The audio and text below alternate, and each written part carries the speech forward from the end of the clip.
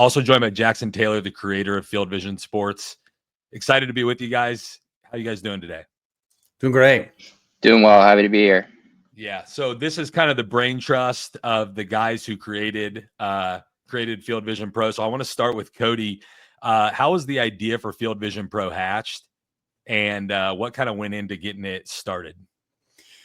Yeah, we wanted to take basically what we have on the app that we know was successful and just say, hey, let's expand this to a desktop platform. That way we're giving our data viz to more creators. I'm obviously in that creator space in terms of football creation and doing things, talking, breaking things down, needing more access to data, which I think is just one of those things where we have to go like up to a million different places to find, one gym that we can find. So that's really what the genesis is behind FV Pro, is to kind of a one-stop shop, data visualizations, but also you get these, our own proprietary metrics along with some of the main data points that everybody's really looking for.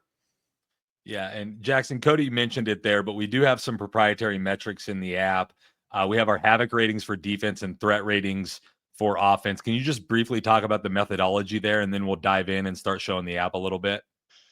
Yeah, definitely. So Havoc and Threat, the motivation behind them, I guess, was we have kind of on one end of the spectrum of statistics, we have these counting stats that are, easily attributed to players, but they don't tell you a lot in terms of football context. Things like yards, pass breakups, sacks, these kinds of metrics that, we might consider the old way of looking at football.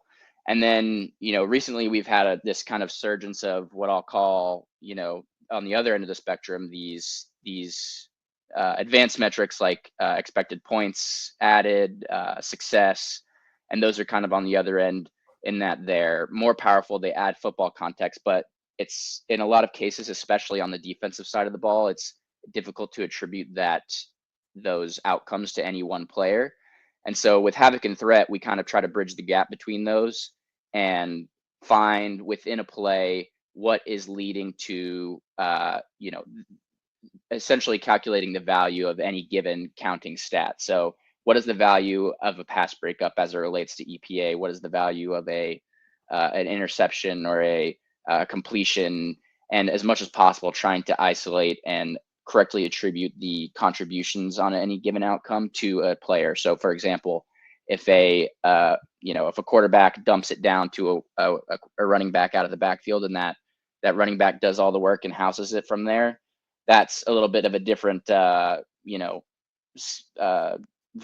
that the quarterback added than if he threw a 60-yard bomb right at the, place it right in the basket down the field. And so it not only is trying to give value to these different types of plays and outcomes, but it's also trying to, as much as possible, attribute that value to the different players in any given play. And so we are really proud of it, and we think it's a really powerful metric for evaluating.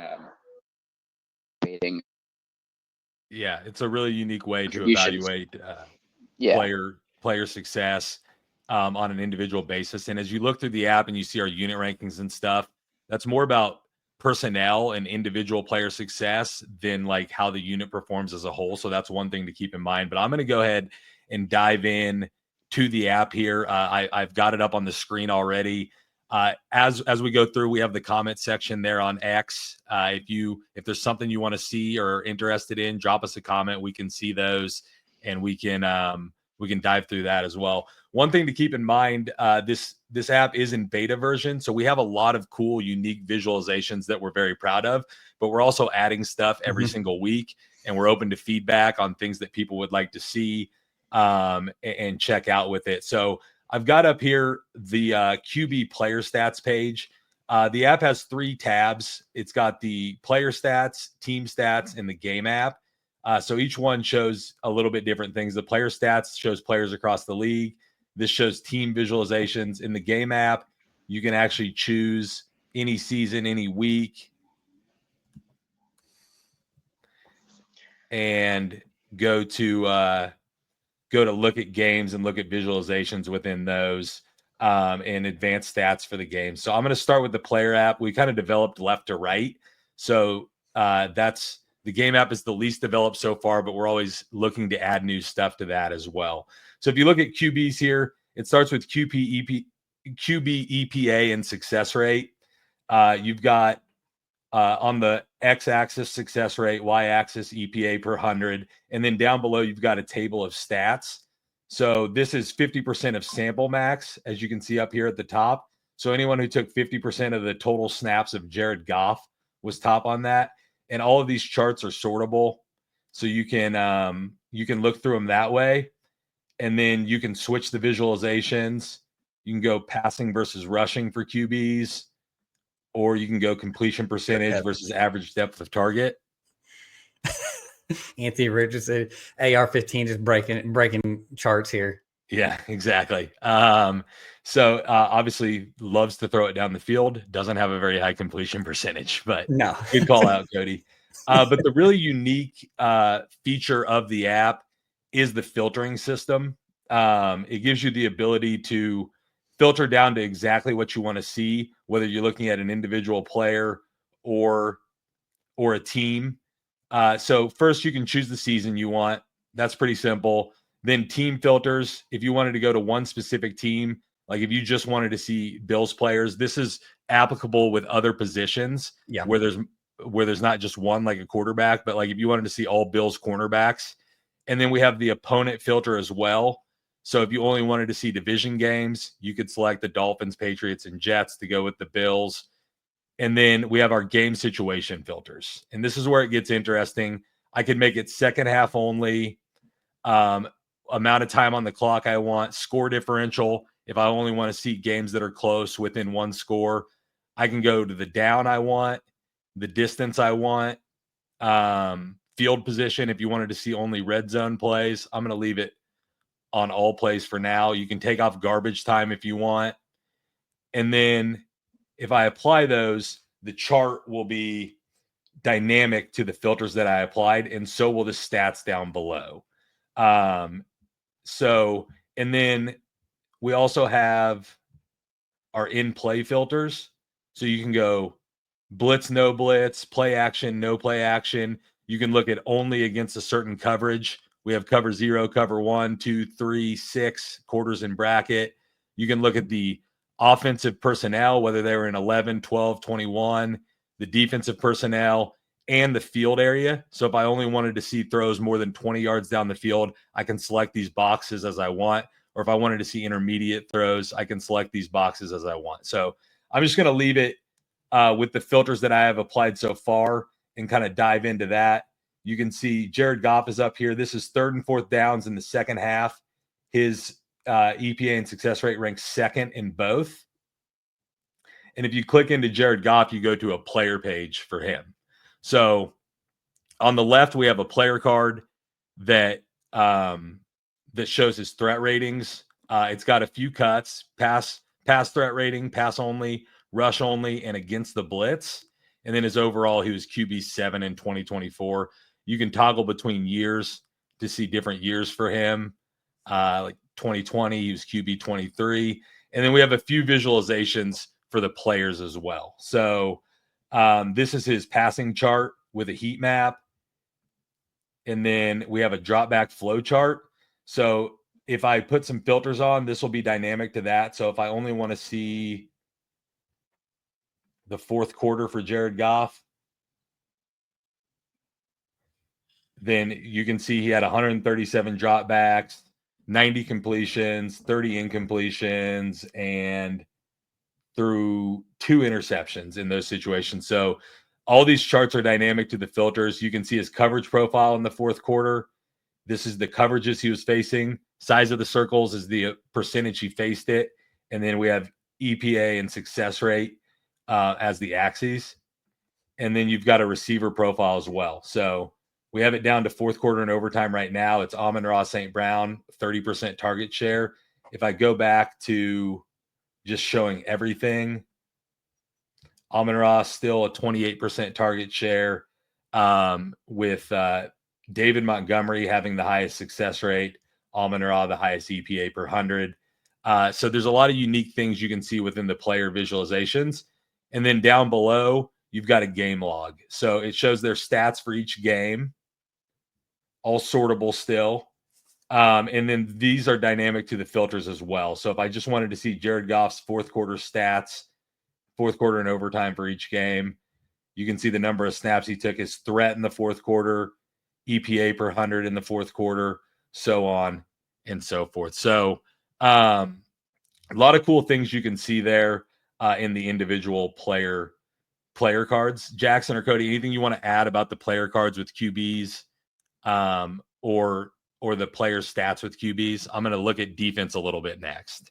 I'll just say this real quick. Not only are those sortable, but you can also click into them and say, hey, I want to see all the games where he threw over 200 yards passing to see if there's some correlation. Like maybe every time he throws 200 yards that Amon-Ra St. Brown has a big game or he's the primary target, like overwhelmingly. Okay, well, you can actually greater than, equal to, less than. So those are also dynamic too on the bottom. There's probably not another platform that is this intuitive where everything's on one screen.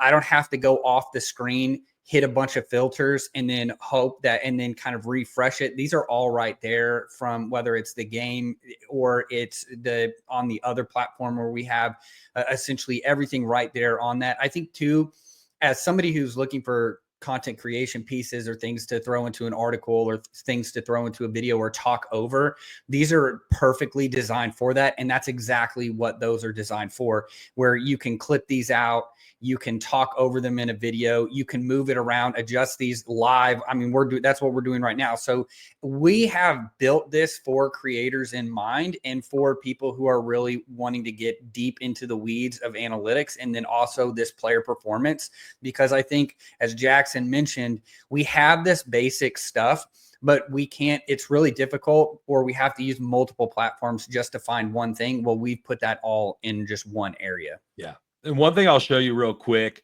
on the quarterbacks for the film heads out there, I just took this down to 3rd and 4th down in the fourth quarter for Jared Goff. And you can actually hover over every throw on this heat map. So I can see like this was an incomplete pass to Jamison Williams with 13:37 on the clock, generating negative EPA. Where that's cool is if you're wanting to look up all of Jared Goff's 3rd and 4th down throws in the fourth quarter and get film on them, I can go see the plays here, know how much time was on the clock, and go find them at my film source for that. So I think that's a unique feature as well. We don't have a film library yet, but we do have a way to find specific plays. And the receivers have this same chart if you want to see a receiver's targets in certain situations.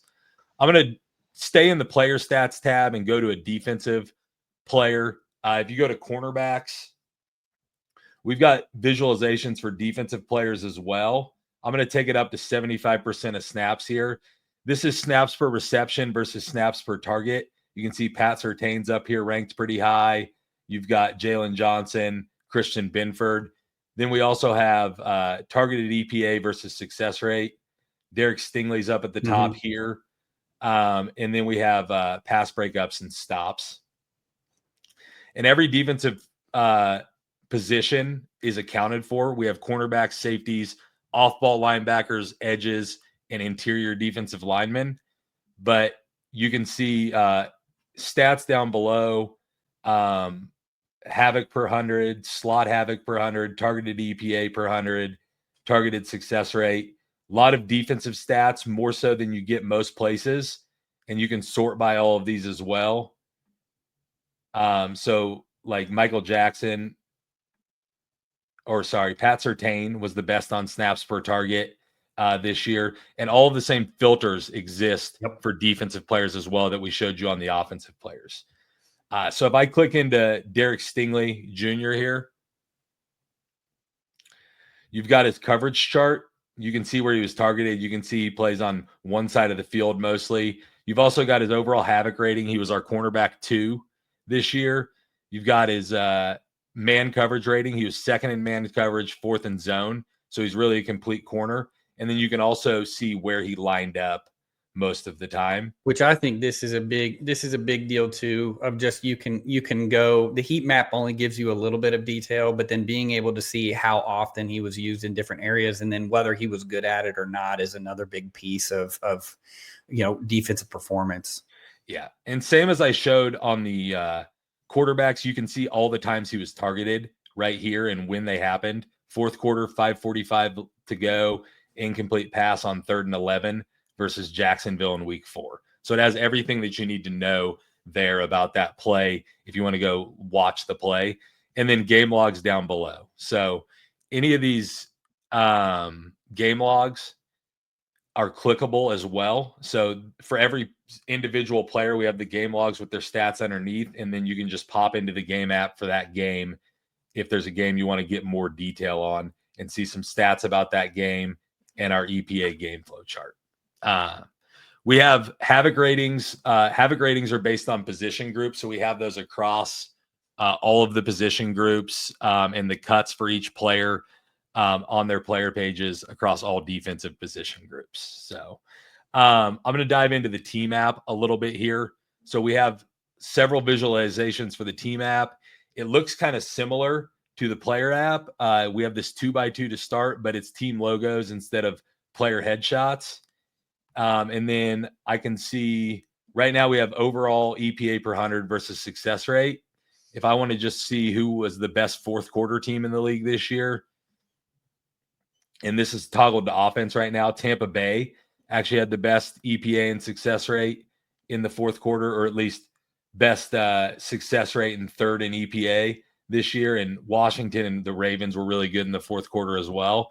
You can also go to passing versus rushing, success rate, passing versus rushing, and then EPA per 100 versus success rate, and rush EPA versus success rate.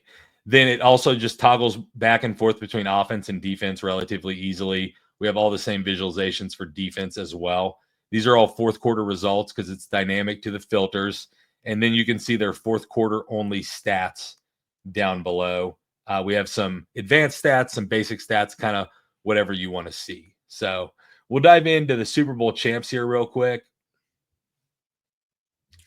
If you look at the Eagles, their player page or their team page has threat rating. They were the offense 3. If you toggle over to defense, they're defense 9 on the season for the regular season 2024. And then we have unit rankings down below. So QB 15, running back room was number 1, wide receivers 10, tight ends 10, offensive line 3. And then on defense, you have the same unit rankings for this as well. Jackson, or Cody, either one, if you want to speak a little bit on to how the unit rankings work with Threat and Havoc, we can talk about that for a second as well. Jackson can go. Yeah, sure. So the idea behind the unit rankings is we're just looking at on a play-by-play basis who's getting the most snaps for this team at their given position and how effective is that player according to our Havoc and Threat ratings. So it's just a good look at the player quality within that position group for a team, not necessarily their production. So there might be some surprising rankings within the personnel groupings, but I think it really speaks to a position group's potential more than their actual production. And so you'll see things that maybe don't align with what the perception is. We all know that Philly has a great defense, but you can see linebacker number 1 in there.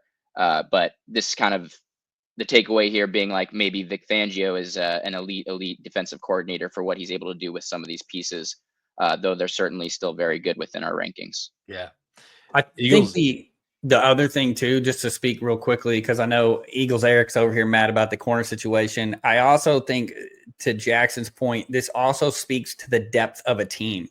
So if a team is an all-11 team, but they've got really good players and they don't have a lot of depth, their number's probably going to be higher because they're only playing with a couple guys, especially if they have really good players, but they don't have any depth. The lower you go down in the depth chart and the less performance you get, these are guys that are coming in and actually having playing time within your roster, it can drag that average down a little bit too. So that's just something also to think about this. Again, it goes back to what Jackson was saying. This is a holistic view of a unit, not necessarily how they produce, because we know the Eagles defense was really, really good this year, but it also speaks to kind of what Jackson also alluded to with like Vic Fangio also being a really good defensive coordinator. One of the teams that I think was really surprising in this was the Colts. The Colts units actually played really well, but the defense was kind of middle of the road in the NFL. Well, there's a reason why Gus Bradley got fired this year, right? Because they didn't produce at a high tick that the production is there on the field. So it kind of actually gives you a different viewpoint, and that's what we want. We don't want to have the same metrics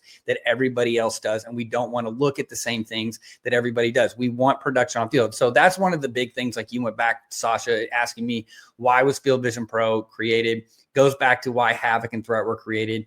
As a coach, I want to know the actual production of these players. What are they doing on a down-to-down basis? And we're able to do that through Havoc and Threat Rate in much better way. This is what's actually going on the field, and we use AI and machine learning to then calculate these numbers and use kind of our own system to then give them a grade, right? Because we know that's one of the issues, and there's a disconnect between what are player grades and then what are actual stats that are important. And so that's what we have kind of brought together. When you go into a player card, you're going to see their actual production against that. Like Jackson mentioned earlier, if you weren't here, if a quarterback throws the ball 5 yards behind the line of scrimmage to a running back and he makes a couple people miss and he goes for a 60-yard touchdown, the quarterback should not get rewarded for that throw. It should be all to the running back. And so we've kind of been able to clean up some of the data and make that and bake that into our rating systems. Yeah.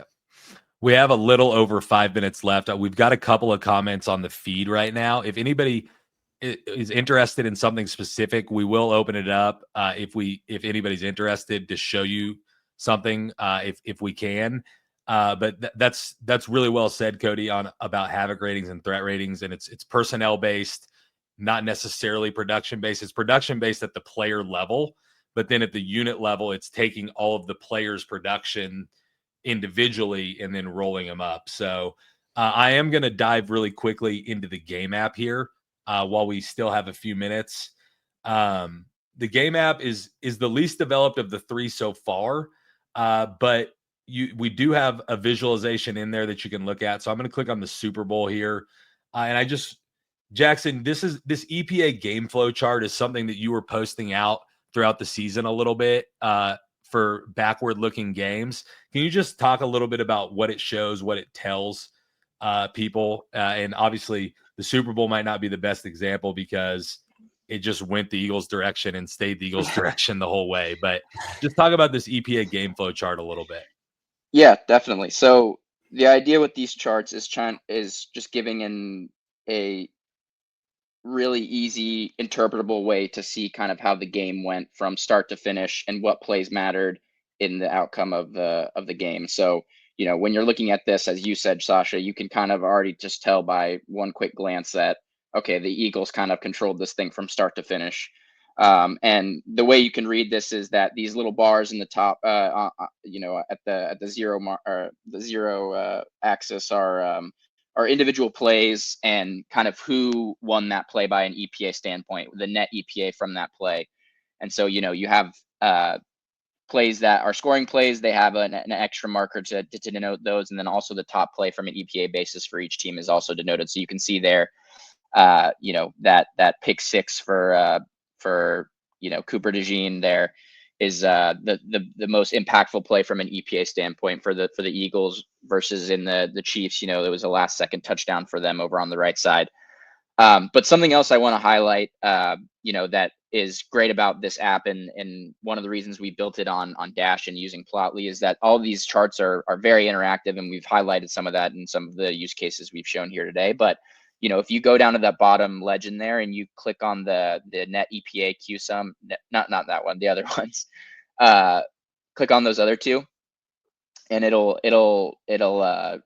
take those out. And if you just want to focus on the individual plays and kind of get a sense of a more detailed level, kind of the flow of the game and which plays matters and which plays didn't, you can do that. You can zoom in, you can highlight things, you can there's just a lot of potential there, and so we're really excited about that as well. But yeah, these are our game flow apps or our game flow visualizations. And again, they're just kind of giving you a sense from an EPA standpoint of how the game went, which plays mattered.